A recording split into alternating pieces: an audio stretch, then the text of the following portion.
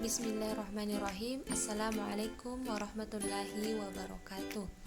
Bersyukur kepada Allah Subhanahu wa Ta'ala, bersolawat kepada Nabi, dan berinteraksi antara sesama manusia. Sebelumnya, tujuan pembuatan video kali ini yaitu untuk memenuhi tugas akhir mata kuliah perpajakan yang diampu oleh Bapak Zulkarnain MSI. Sebelum saya membahas beberapa materi atau poin terkait dengan materi perpajakan, terlebih dahulu perkenalkan, nama saya Masni, Prodi Akuntansi Syariah, Fakultas Ekonomi dan Bisnis Islam, Institut Agama Islam Negeri IAIN Parepare. Baik, adapun beberapa poin yang akan dibahas yaitu pajak penghasilan, pajak daerah, pajak negara, pajak objektif, pajak langsung, dan pajak untuk UMKM. Langsung saja yang pertama, yaitu pajak penghasilan. Nah, tahukah kamu apa itu pajak penghasilan atau PPh? Nah, jadi pajak penghasilan adalah pajak yang dikenakan kepada subjek pajak atas penghasilan yang diterima atau diperolehnya dalam tahun pajak. Nah, adapun subjek pajak yang mana artinya adalah orang atau pihak yang bertanggung jawab atas pajak penghasilan yang diterima dalam tahun pajak. Nah, adapun jenis-jenis subjek pajak yaitu subjek pajak dalam negeri, subjek pajak luar negeri, dan yang tidak termasuk dalam subjek pajak. Nah, yang pertama yaitu subjek pajak dalam negeri. Nah, subjek pajak dalam negeri terdiri dari subjek pajak orang pribadi, subjek pajak badan usaha tetap atau BUT, dan subjek pajak warisan. Yang kedua, subjek pajak luar negeri, di mana yaitu orang pribadi yang tidak bertempat tinggal di Indonesia yang menjalankan usaha atau melakukan kegiatan melalui bentuk usaha tetap di Indonesia. Yang kedua, orang pribadi yang tidak bertempat tinggal di Indonesia yang dapat menerima penghasilan dari Indonesia. Nah, yang ketiga, yang tidak termasuk subjek pajak, yaitu badan perwakilan negara asing, pejabat perwakilan diplomatik dan konsulat, atau pejabat-pejabat lain dari negara asing, dan orang-orang yang diperbantukan kepada mereka yang bekerja dan bertempat tinggal bersama-sama mereka. Selanjutnya, organisasi-organisasi internasional yang ditetapkan dengan keputusan menteri. Dan yang terakhir, yang tidak termasuk subjek pajak, yaitu pejabat-pejabat perwakilan organisasi internasional yang ditetapkan dengan keputusan Menteri Keuangan. Selanjutnya, objek pajak yang dikenakan PPh atau pajak penghasilan final atas penghasilan. Yang pertama, bunga deposito dan tabungan-tabungan lainnya. Yang kedua, penghasilan dari transaksi saham dan sekuritas di bursa efek. Yang ketiga, penghasilan dari pengalihan harta berupa tanah dan bangunan. Dan yang keempat, penghasilan tertentu pengenaan pajaknya diatur dengan peraturan pemerintah.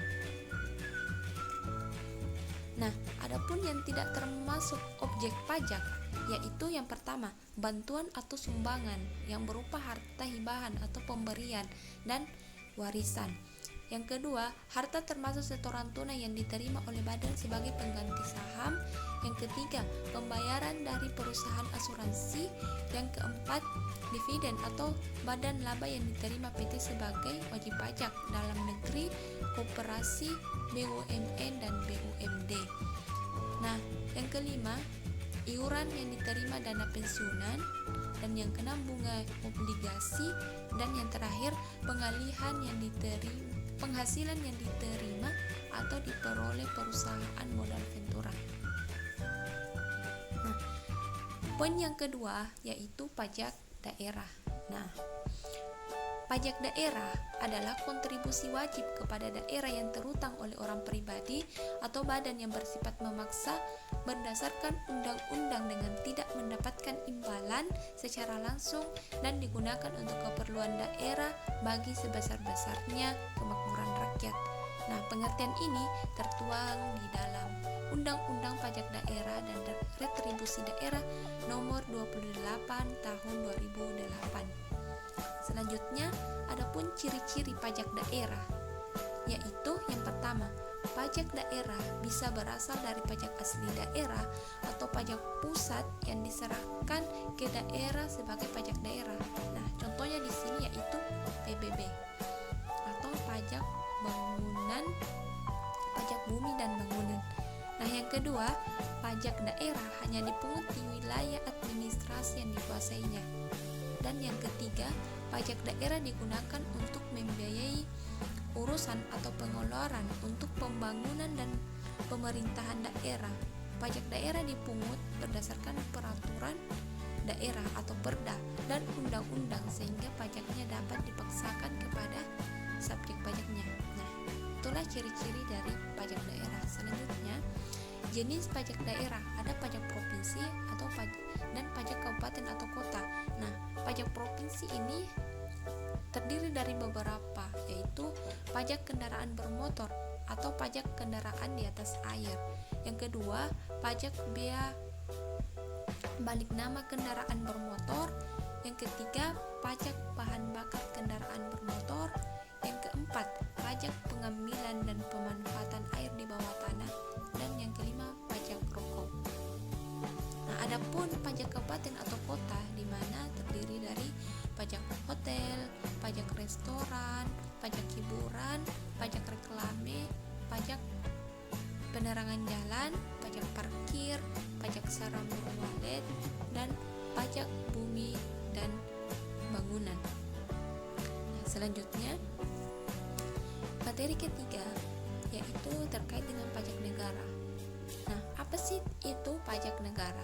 Nah, jadi pajak negara atau pajak pusat merupakan pajak yang dipungut oleh pemerintah pusat dan digunakan untuk membiayai seluruh kebutuhan rumah tangga. Pemungutan pajak negara memiliki tujuan pemerataan penghasilan bagi pemerintah daerah di Indonesia. Bagi hasil diperlukan untuk menjaga kelangsungan negara kesatuan Republik Indonesia sebagai wujud keseimbangan penerimaan antara pusat dan daerah atas pajak yang dipungut oleh negara atau pusat dan bersumber dari berada di daerah.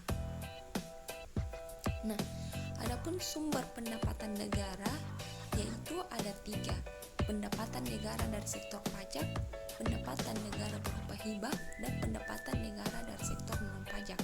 Nah, di mana pendapatan negara dari sektor pajak itu terdiri dari pajak penghasilan atau PPH, pajak pertambahan nilai atau PPN, dan selanjutnya pajak pertambahan nilai barang mewah dan pajak bumi dan bangunan. Nah, selanjutnya pendapatan negara berupa hibah. Itu contohnya pemberian secara sukarela. Nah, yang ketiga, pendapatan negara dari sektor non pajak. Contohnya keuntungan BUMN, misal Pertamina, PLN, dan lain-lain. Selanjutnya pendapatan sewa aset negara, pendapat harta tanpa ahli waris itu juga termasuk sumber pendapatan negara. Selanjutnya pendapatan dari denda, misalnya pelanggaran dalam bermotor atau pelanggaran dalam berkendara. Selanjutnya pendapatan dari hasil sitaan negara. Nah, itulah beberapa sumber pendapatan negara.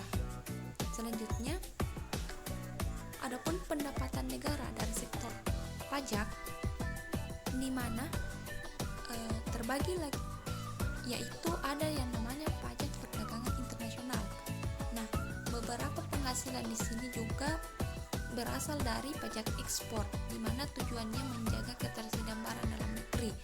Yang kedua, pajak impor, tujuannya melindungi produsen dalam negeri.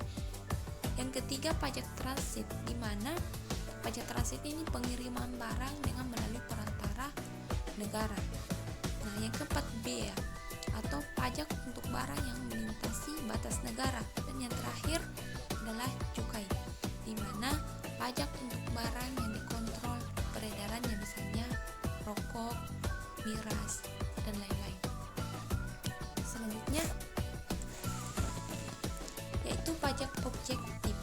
Nah, di mana pengertian dari pajak objektif ialah pajak yang memperhatikan atau berfokus pada objeknya. Objeknya di mana benda, keadaan, perbuatan, maupun peristiwa yang dapat menyebabkan adanya pajak terutang. Nah, adapun macam-macam pajak objektif yaitu yang pertama pajak penjualan atas barang mewah, di mana pungutan dibebankan kepada wajib pajak atas transaksi barang mewah atau barang yang memiliki nilai fantastis. Yang kedua, pajak pertambahan nilai atau PPN, di mana pajak dipungut atas barang atau jasa yang berasal dari hasil transaksi yang dilakukan oleh para pengusaha kena pajak atau PKP. Selanjutnya, ada dasar pengenaan pajak. Yang pertama, harga jual adalah nilai berupa uang, termasuk semua biaya yang diminta atau seharusnya diminta oleh penjual karena penyerahan barang kena pajak. Yang kedua, penggantian, di mana nilai berupa uang termasuk semua biaya yang diminta atau seharusnya diminta oleh pemberi jasa karena penyerahan jasa kena pajak. Yang ketiga, nilai impor adalah nilai berupa uang yang menjadi dasar penghitungan biaya masuk ditambah pungutan lainnya yang dikenakan pajak berdasarkan ketentuan dalam peraturan perundang-undangan. Pabean untuk impor BKP tidak termasuk PPN yang dipungut menurut undang-undang. Yang keempat, nilai ekspor adalah nilai berupa uang termasuk semua biaya yang diminta atau seharusnya diminta oleh eksportir. Dan yang kelima, nilai lain adalah suatu jumlah yang ditetapkan sebagai dasar pengenaan pajak dengan keputusan Menteri Keuangan. Selanjutnya, ada yang namanya pajak langsung. Nah, pajak langsung ialah pajak yang dipikul oleh wajib pajak secara sukarela. Wajib pajak secara langsung dan tidak boleh pembayarannya dibebankan kepada orang lain, serta pungutannya bersifat teratur atau dibayar secara berkala. Nah, adapun yang dinamakan pajak tidak langsung, yang mana pajak yang pembayarannya dapat dibebankan kepada pihak lain dan pajaknya dilakukan per peristiwa. Nah, tadi pajak langsung pungutannya bersifat teratur atau dibayar secara berkala. Nah, sedangkan pajak tidak langsung yaitu dilakukan pungutan per peristiwa. Contohnya, pajak tidak langsung yaitu pajak rokok, yang mana sebenarnya yang bertugas membayar pajak ini ialah pemilik pabrik rokok tersebut. Namun, secara tidak langsung konsumen yang bayar pajaknya, termasuk juga pajak PPN, ekspor dan impor. Nah, selanjutnya jenis-jenis pajak langsung. Yang pertama, pajak penghasilan. Nah, wajib pajak yang termasuk adalah individu yang memiliki penghasilan kena pajak serta badan usaha atau perusahaan yang memiliki izin usaha legal. Yang kedua, pajak bumi dan bangunan atau PBB. Wajib pajak PBB adalah orang pribadi atau badan yang memiliki hak atas bumi, memperoleh manfaat atas bumi, memiliki bangunan, memperoleh manfaat atas bangunan atau menguasai bangunan. Dan yang ketiga, pajak kendaraan bermotor. Nah, wajib pajak kendaraan bermotor adalah orang pribadi atau badan yang memiliki kendaraan bermotor. Nah, dasar pengenaan PKB adalah nilai jual kendaraan bermotor serta bobot yang mencerminkan keterkaitannya dengan kadar kerusakan jalan serta pencemaran terhadap lingkungan yang diakibatkan oleh penggunaan kendaraan bermotor tersebut. Selanjutnya, pajak untuk UMKM. Nah, apa itu UMKM? Nah, jadi UMKM itu usaha mikro kecil menengah. Usaha mikro yaitu badan usaha milik perorangan dengan jumlah omset maksimal 300 juta per tahun. Nah, adapun usaha kecil dengan total omset 300 juta sampai 2,5 miliar per tahun. Nah, akan dikenakan tarif pajak 0,5% per tahun. Yang terakhir adalah usaha menengah dengan omset 2,5 miliar sampai 50 miliar per tahun. Nah, ini dikenakan tarif pajak 1% per tahun. Baik, itulah beberapa materi terkait dengan perpajakan. Semoga bermanfaat bagi pendengar maupun pembaca. Mohon maaf apabila ada salah kata. Akhir kata, sekian dan terima kasih. Assalamualaikum warahmatullahi wabarakatuh.